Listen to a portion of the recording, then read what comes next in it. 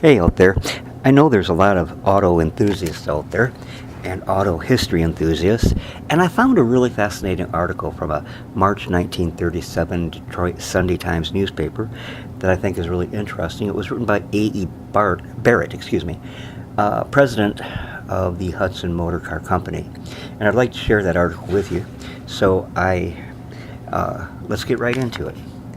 Michigan today epitomizes, probably to a greater degree than any other state, our modern world of science and industry. In 1837, only 100 years ago, it was still a wilderness, a land of tall trees and redskins, of trappers, prospectors, and lumbermen. It was part of America's frontier. The 100 years that have passed since the establishment of the Commonwealth of Michigan have marked a transition period which witnessed changes that may never be equaled again in their degree of contrast in so short a period of time. The last third of the century that has passed has seen the introduction into common usage of mechanical, electrical, and scientific developments that have altered our very habits of life. Of all these great accomplishments, probably none has had more far-reaching effects than the automobile. It has been Michigan's great fortune to have been the home of this development. It is here that the mobile transportation unit has been brought through improvement in design, materials, and manufacturing methods to the point where it has been made available to all.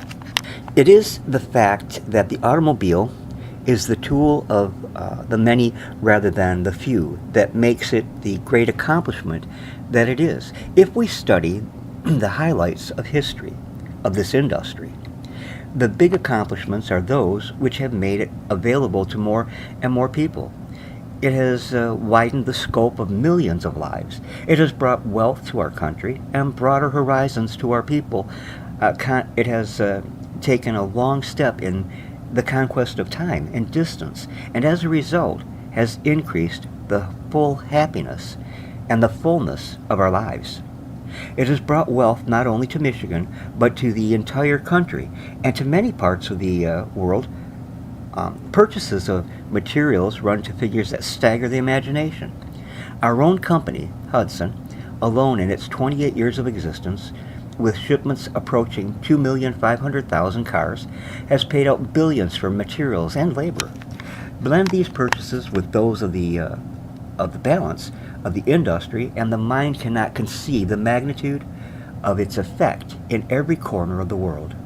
It has meant work for the men of mill and mine, of forest and of field, men who merchandise and men who make steel, ship owners, and cattlemen all know the part in their fortunes that the automobile has now played.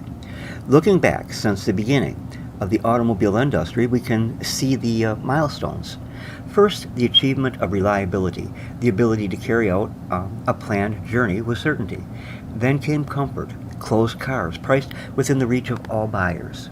Who can forget the day when closed cars actually were for the first time priced below the open models? This self-starter and the low-priced closed car take front rank in the epoch of development to date. These two major accomplishments were needed to make modern performance, safety, and appearance so important. From the achievements of the automobile industry during this period have come new materials, new alloys of steel, copper, and aluminum. New fabrics have been woven. The products of the farm have been adapted to industry by the developments of plastic materials. This achievement is still in its infancy, but is already having an important effect on the economic wealth and balance of the country. Other industries have profited greatly by these same products of the automotive laboratories. The aviation industry drew its men, materials, and much of its engineering from the automobile. Looking ahead, those who have watched the automobile since its inception realize that the developments of the future will transcend those of the past in many ways. With the coming of modern highway systems that are really designed for the automobile, safer, faster travel will be possible. Travel by automobile will be more economical as our knowledge of the handling of the handling of fuel increases.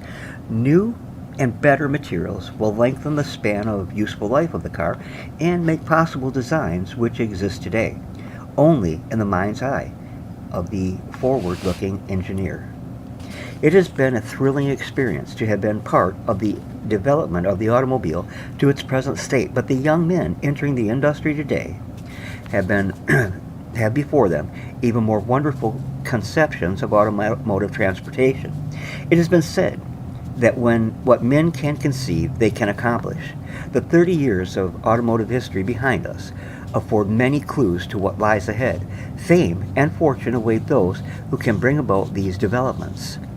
Opportunities in this industry are as great as ever. Michigan's future history will be largely wrought by the automotive accomplishments of what today exists in the minds of the men and women of vision in the automobile industry.